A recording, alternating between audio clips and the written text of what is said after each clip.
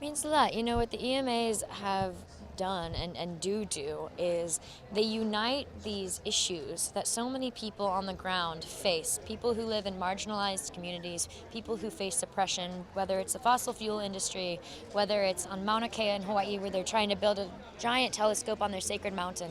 There are people on the ground working their asses off to help save this planet.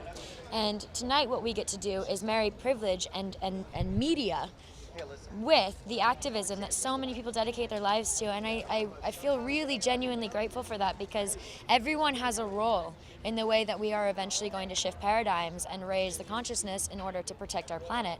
And this is a major piece of that puzzle. The day I was born, I breathed oxygen, right? Oxygen comes from the ocean. 50% of our oxygen comes from the ocean, and yet we are bleaching and we are killing our coral reefs. Our oxygen comes from trees, and yet we are stripping them from their root system and all over our planet with deforestation in order to put in things like oil pipelines and fracking wells. And so I have been fighting for and with the earth since I was born. I've known no other way. Find whatever you care most about.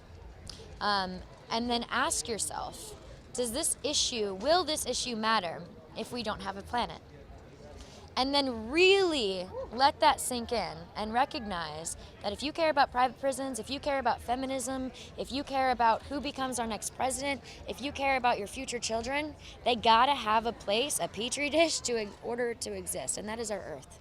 So we need to wake up collectively, and we need to hold our politicians accountable.